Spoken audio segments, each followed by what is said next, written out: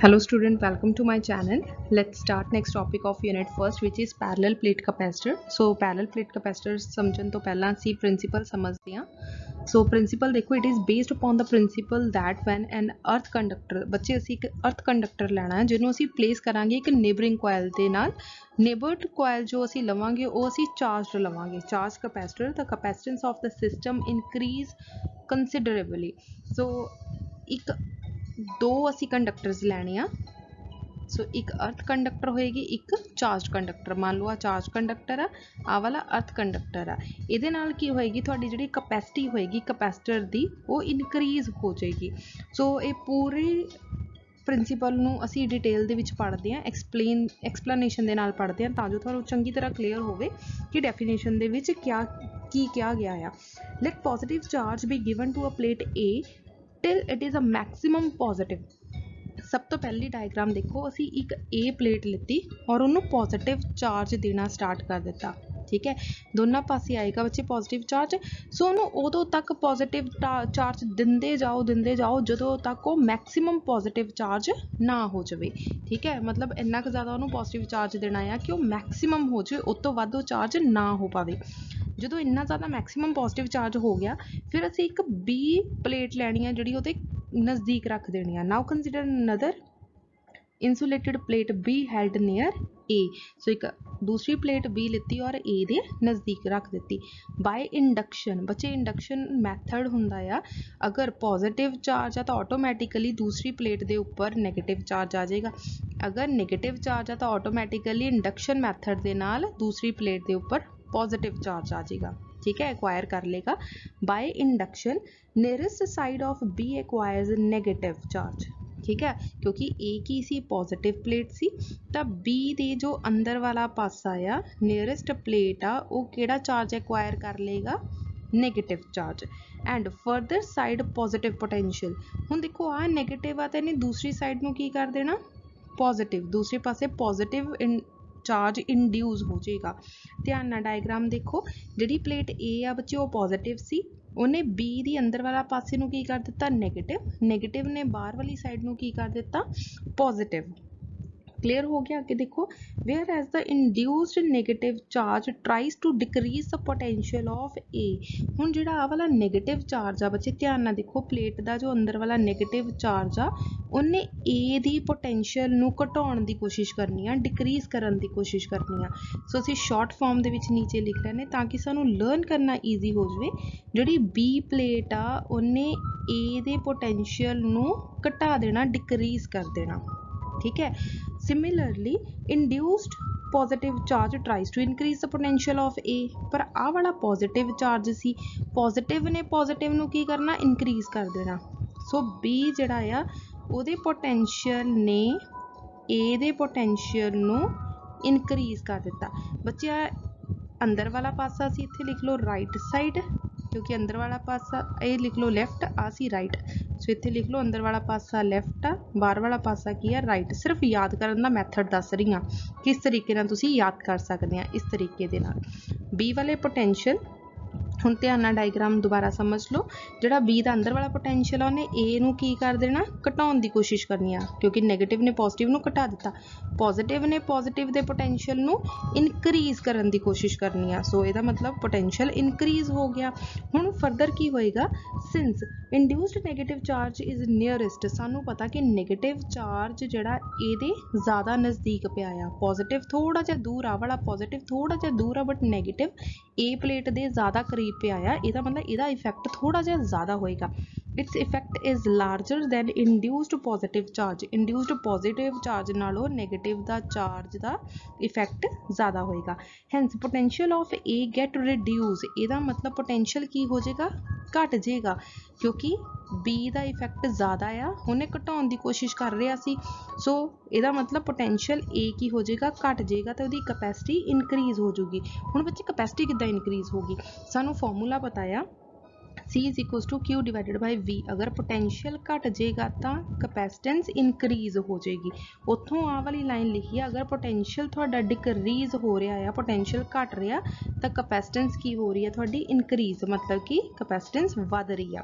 ठीक है, फर्दर की किया, connect B to the earth. हुण B प्लेट ए और बी डायग्राम तुसी समझ ली। सी डायग्राम देखो, असी की किता बी नू धरती दे नाल कनैक्ट कर दिता। Induced free positive charge goes on earth, जिन्ना भी पॉजिटिव चार्ज सी सारा दा सारा कित्थे चला गया, धरती दे अंदर चला गया। Whereas induced negative charge remains bound, पर इत्थे नैगेटिव चार्ज हल्ले भी पिया रह गया। ड्यू टू दिस, इस नैगेटिव चार्ज करके potential of A greatly reduce. हुण देखो पॉजिटिव पोटेंशियल हुण तां इनक्रीज ही नहीं कर रहा, क्योंकि पॉजिटिव चार्ज रहा ही नहीं, सिर्फ नैगेटिव चार्ज ही रह गया। नैगेटिव चार्ज की कर रहा सीगा, ਇਹਦੇ पोटेंशियल नू डिक्रीज कर रहा सी।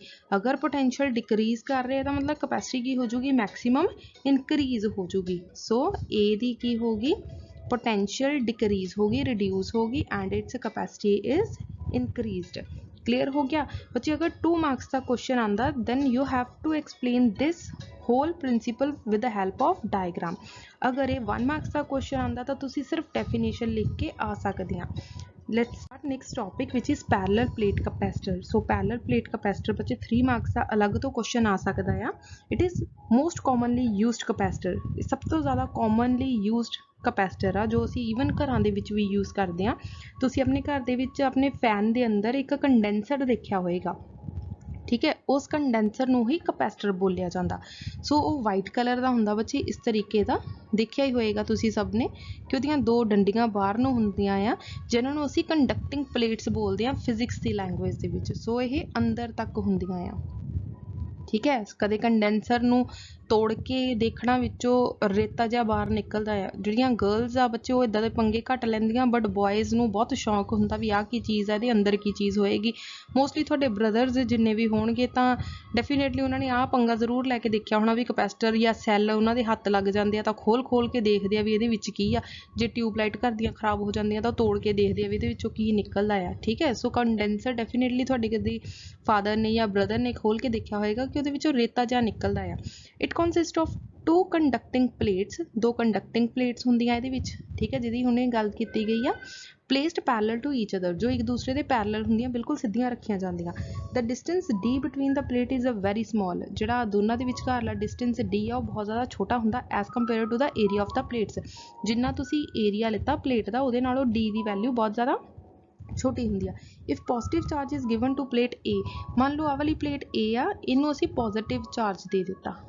then negative charge is induced in a face of plate B, बच्चे अंदर वाले पासे की आ जाएगा, नेगेटिव चार्ज एक्वायर हो जाएगा।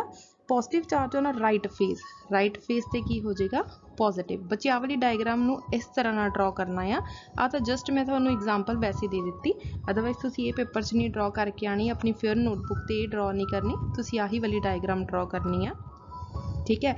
एक पॉजिटिव प्लेट ले ली, उन्होंने पॉजिटिव चार्ज दे दिता, दैन बी का अंदर वाला पासा की हो जाएगा नेगेटिवली चार्ज, तो बाहर वाला पासा पॉजिटिवली चार्ज हो जाएगा। हुण असीं की कीता, इनू अर्थ कर दिता, मतलब कि सारा पॉजिटिव चार्ज किस चला गया, अर्थ दे विच चला गया, धरती विच चला गया, तो साडे कोल सिंपली इस तरह की डायग्राम रह जाएगी। Whereas plate B is earth, B नू अर्थ कर दिता, positive charge on right side, right face के उपर जिन्ना भी पॉजिटिव सी फ्लोज टू अर्थ, वो धरती दे विच चला गया। Due to charge positive Q on a plate A and negative charge on a plate B.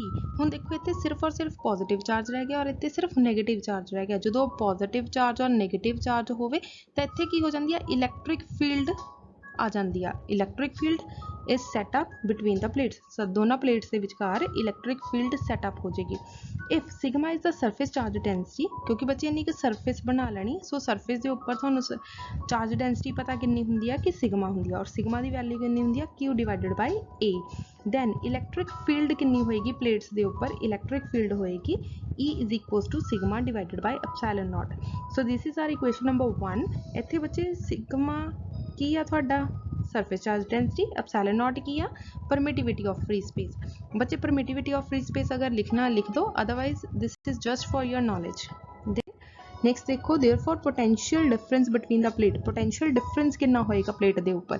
So potential difference कितना हुंदा आ, इलैक्ट्रिक फील्ड कितने लगेगी, पोटेंशियल डिवाइडेड बाय डिस्टेंस। असी फर्स्ट चैप्टर दे विच कर चुके हैं। सो इथों पोटेंशियल निकाल लो, पोटेंशियल कितना आ, E divided E D, V is equal to E D।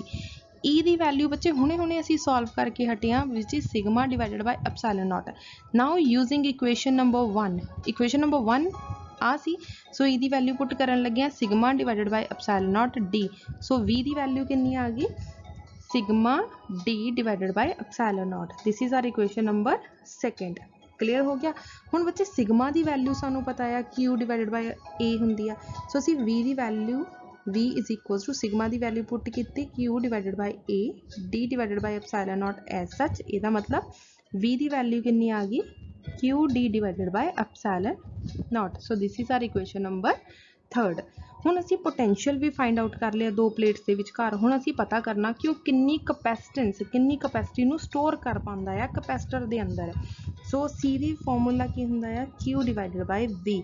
Q नूं एज सच लिखिया रहन दो बच्चे। वी दी वैल्यू कितनी आ क्यू डी डिवाइडेड बाय नूं असीं मल्टीप्लाई च लिखन लगे ए एप्सिलॉन नॉट। हुण बच्चे जो टर्म कट्टी जांदी आ कट दो। अच्छा बच्चे आ डिवाइडेड बाय किद्दां लिखिया Q divided bye Q D divided by epsilon not. ठीक है, क्यू दे नाल क्यू कट्टिया गया, ए एप्सिलॉन नॉट ऊपर जाएगा तो साडे को फाइनली आ जाएगा ए epsilon nought divided by D. अगर इस तरीके नाल लिखना इदां लिख लो, अगर इस तरीके नाल लिखना तो इस तरीके नाल लिख लो। क्लियर हो गया। दैन फाइनली साडी सी दी वैल्यू कितनी आई है ए epsilon nought divided by D. So this is the final answer. Further देखो it gives the capacitance of a parallel plate capacitor. So a parallel plate capacitor the capacitance दिंदा सानू where when its plate are held in vacuum or air। ਜਦੋਂ ਇਹ ਦੋਨੋਂ plates ਨੂੰ A और B plates ਨੂੰ ਅਸੀਂ ਕਿਸੇ ਹਵਾ ਦੇ ਵਿੱਚ ਜਾਂ ਫਿਰ ਵੈਕਿਊਮ ਹੁੰਦਾ ਜਿੱਥੇ ਹਵਾ ਪਾਣੀ ਕੋਈ ਮਟੀਰੀਅਲ ना होवे। ठीक है, उन्होंने वैक्यूम बोल देंगे। If the space between the two plates is filled with a dielectric constant के। हुण मान लो असीं इहदे अंदर कोई डायलैक्ट्रिक कांस्टेंट रख दिता जिहदी वैल्यू कितनी आ के। डायलैक्ट्रिक कांस्टेंट दी वैल्यू कितनी आ के। दैन उहदी कैपेसिटेंस क्योंकि असीं कोई चीज़ दो प्लेट्स दे विच इंसर्ट कीती है, मतलब उहदी कैपेसिटेंस इनक्रीज हो जाएगी। The capacitance of parallel plate condenser is. Condenser दी वैल्यू कितनी होएगी सी दी वैल्यू कितनी C A epsilon nought divided by D. अगर असी के कोई टर्म ये अंदर इंसर्ट की तो मल्टीप्लाई हो जाएगी के ए epsilon nought divided by D. So this is the capacitance of parallel plate capacitor when dielectric constant is insert. This larger of the value dielectric constant. जिन्नी ज़्यादा थोड़ी डाइलेक्ट्रिक कांस्टेंट की वैल्यू होएगी उन्नी ज़्यादा थोड़ी कैपेसिटेंस होएगी। The larger the value of capacitance उन्नी ज़्यादा थोड़ी कैपेसिटेंस होएगी। मान लो कि ए दी वैल्यू 5 है तो सी दी वैल्यू कितनी आ जाएगी 5 ए epsilon nought divided by D. बच्चे आ चीज़ समझाने के लिए लिख रही हूँ हुण वाली। ठीक है, मैं ब्लू पेन ही यूज़ कर लैनी हाँ, वो तुसीं अपनी कॉपी ते नहीं लिखना। अगर के दी वैल्यू 10 होएगी तो सी दी वैल्यू कितनी हो जाएगी 10 ए epsilon nought divided by D. इसका मतलब जिद्दां जिद्दां तुहाडी के दी वैल्यू इनक्रीज होंदी जाएगी उद्दां उद्दां तुहाडी कैपेसिटेंस इनक्रीज होंदी जाएगी। क्लीयर हो गया। इस टॉपिक दे विच बच्चे अगर किसी तरह की कोई भी प्रॉब्लम होवे तो तुसीं पुछ सकदे आ। Thank you so much.